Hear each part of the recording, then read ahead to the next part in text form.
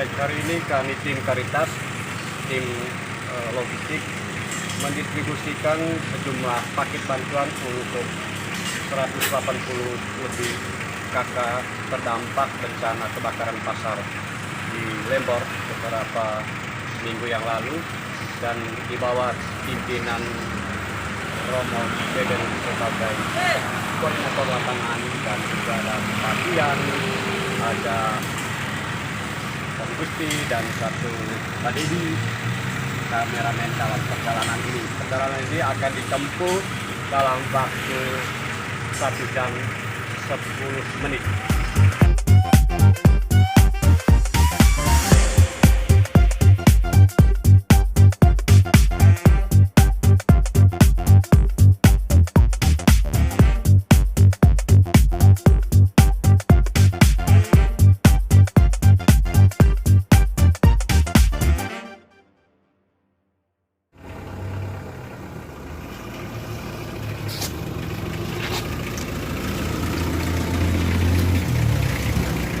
Saat ini kami dalam perjalanan menuju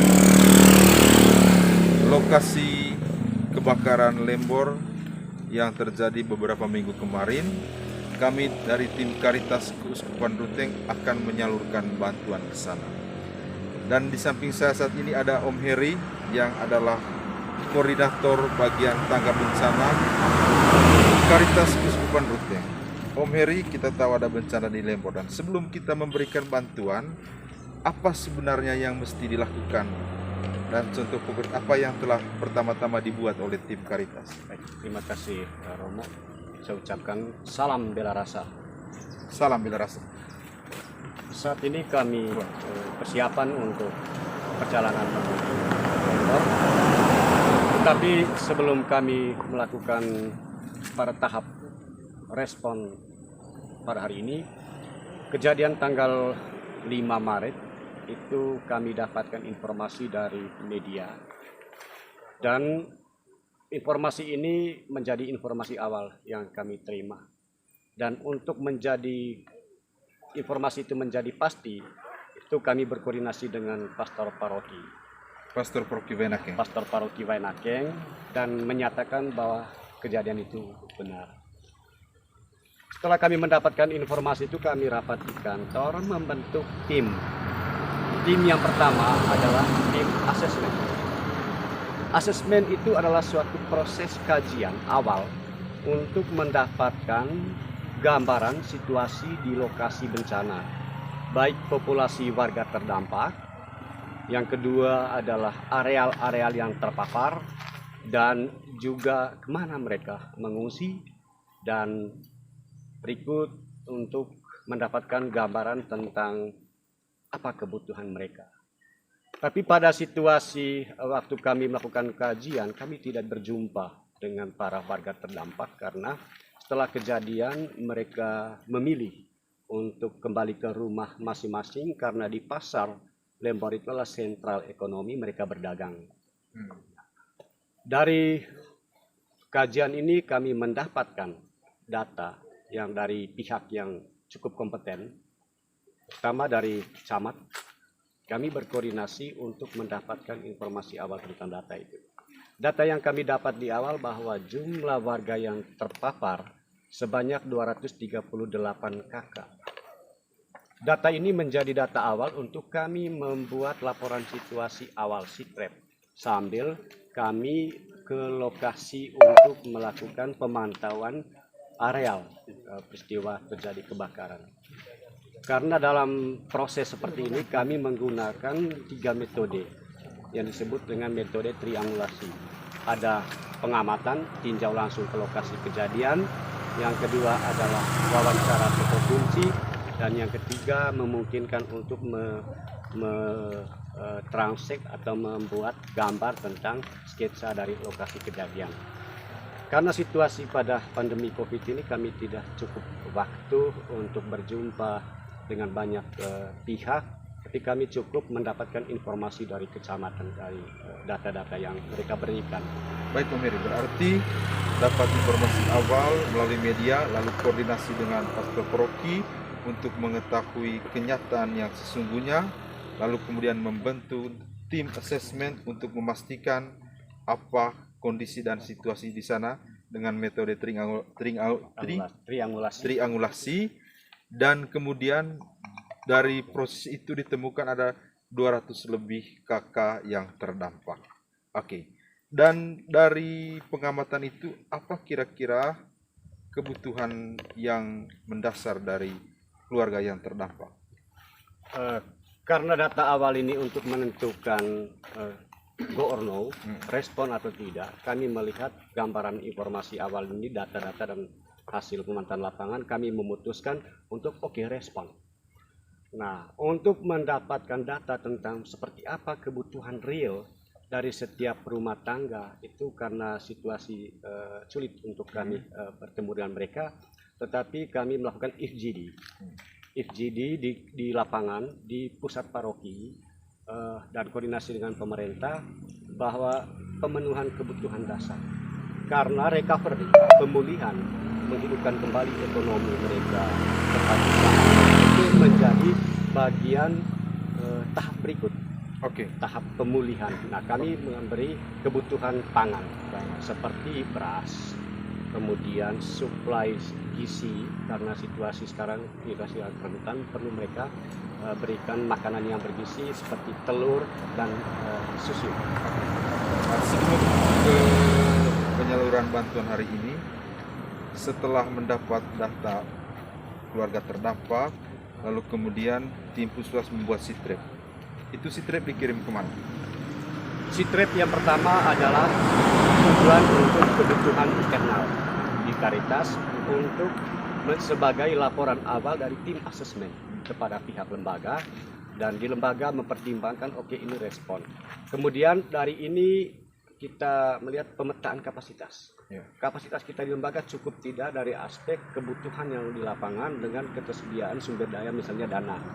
Nah, akhirnya kami memutuskan untuk sitrep ini dikirim jaringan Caritas Nasional ke Karina KWI, dan sitrep ini cukup menurut jaringan Karina KWI cukup untuk menjadi data awal dari informasi bencana ini, dan kami diberikan kesempatan untuk silahkan membuat proposal untuk membantu tanggap darurat ini.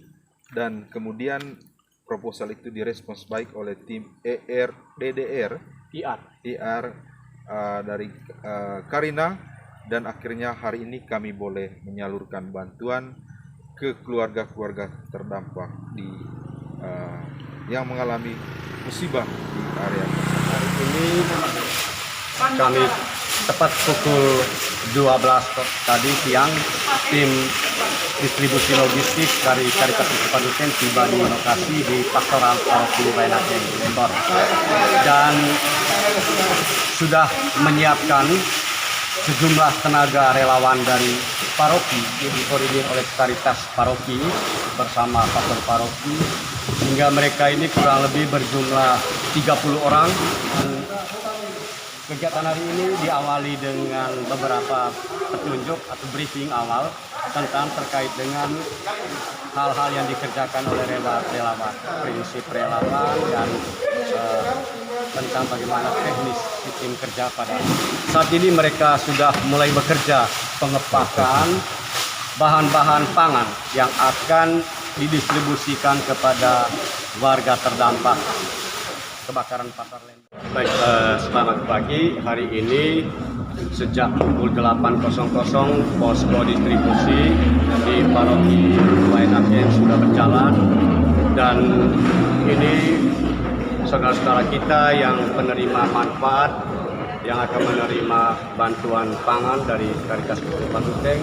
Ini teman-teman panitia sedang bekerja, dan tempat tunggu antrian dari Bapak Ibu sudah disiapkan dan proses sedang berjalan.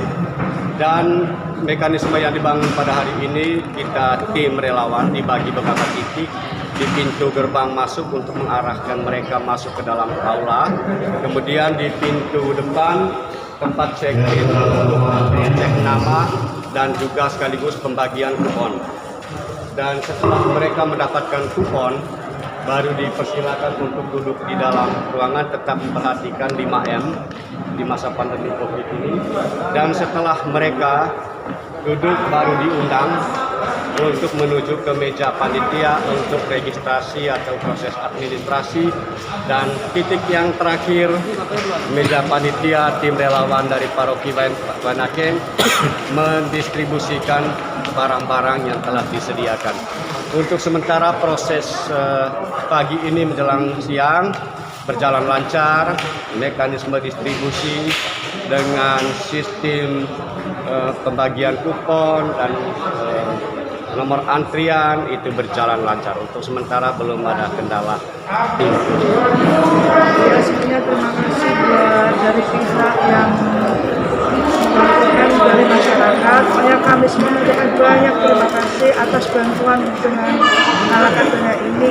Dengan semua ini bisa dapat membantu dari warga-warga semua korban bencana. Jadi kemarin kita dapat format untuk bantuan itu ada 143 paket. Kemarin kita buat 143 paket dan yang datang ambil hari ini ada 128 paket. Sisanya 15. Terus dari situ ada kita buat juga kemarin 17 paket untuk cadangan. Dan 17 paket itu berhasil didistribusikan karena tadi ada 17 yang lebih dari format yang kemarin kita dapat. Jadi hari ini kita distribusi jadi hari ini tadi kita distribusi itu 128 yang ada dalam format, sisa 15 yang belum terbagi. Terus untuk cadangannya ada 17 paket yang didistribusi dan itu terbagi semua. Sisa untuk distribusi selanjutnya itu masih ada 15. Terus kita buat juga ini hari tadi buat 5 untuk cadangan. Dari total keseluruhan nanti di sini 165 paket.